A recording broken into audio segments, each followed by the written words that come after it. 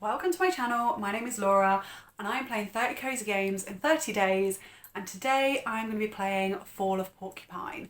Now this is a game that I've been wanting to play for absolutely ages. It's been on my wish list on my Switch and I've been dying to pick it up.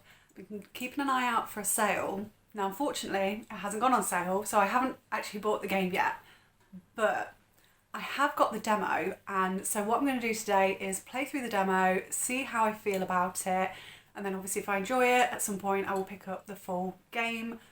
But I think the demo is fairly long, so hopefully it'll give me a good idea of the vibes of the game, and then I'll be able to kind of review it from the back of that.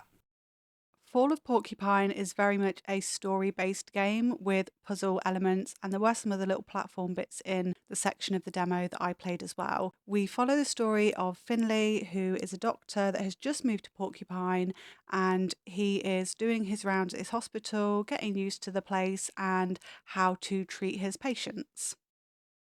The game is set in the autumn, and the colour palette in particular, with all of the oranges and so on, was really, really gorgeous in this game. The art style itself was absolutely beautiful, and all of the characters, their stylisation, I absolutely loved it. Now, I'm probably quite biased to this game because story-based games with puzzle elements are absolute catnip to me. They're right up my street, they're exactly what I enjoy and what I look for in a cosy game. This reminded me so much of Beacon Pines, and if you haven't played Beacon Pines, definitely try that. That game is amazing. But this gave me very similar vibes, but also with the extra puzzle elements, just made it even more interesting to me. And the puzzle bits themselves slotted really easily into the game. It made a lot of sense, kind of the things you were doing, which I'll get on to explain a little bit more about in a bit. But one of the main things that I enjoyed about this game, or the demo that I played of it, was the humor in it. It's a really funny game. The dialogue in it is very, very funny.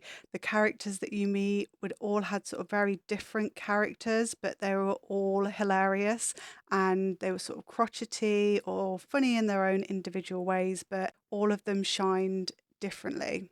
There was even humour with some of the inanimate objects that were present, so there was a bin that's very suspicious. This is one of the platforming sections, and there were a couple of these in the demo, so I imagine there'll be a few more throughout the game. Now, I'm not a huge fan of platforming when it's difficult, but this was very simple, straightforward, no challenge really to the platform. It's all fairly well explained to you, and it felt fair. So the bits where I did fall off a platform, that was my fault, not the game's fault. But I don't think platforming is a huge element to this game. I think they will be sporadic throughout the game. The main part, as I said earlier, is the storyline and the characters that we're meeting. So the hospital itself is actually very run down. There's a lot of problems in that hospital, and I think that's part of the overall mystery of the story. But as you work there, you go through treating your patients, diagnosing them, and that's done in several different types of puzzles. There was one where you have to press all of the certain buttons at the right time, and you've got a timer counting down to make sure you're kind of pressing them. And that was quite interesting because I had to put my Switch down to do that, to be able to press the buttons. So it's almost like operating on a patient or doing something with your hands to the patient. And then the diagnosing section of the puzzle was kind of like, there was a game I used to play called Mastermind, and you get some of them right, some are in the right place, kind of like how they do Wordle as well, I think, but I've never really played Wordle. But anyway, yeah, really enjoyed both of those puzzle elements, and they felt like they fitted well into the game. It kind of made sense as to what you were doing. Now, price-wise, for the length of the game, I don't think we're looking too bad here. Looking at the length, I'm going to say I think there's multiple different endings to unlock, and the 7.5 hours is probably one simple playthrough with one ending, and then the extra is unlocking all of those endings, which is definitely something that I would do. Now, usually at this point, I would be talking about how I would be waiting for a sale because that's just what I do and I'm cheap. But this demo ended on the biggest cliffhanger, and it has got me very interested into what happens next. So I might actually end up picking this one up at full price. I will keep you posted. But yeah, overall, Fall of Porcupine, definitely really, really enjoyed this one.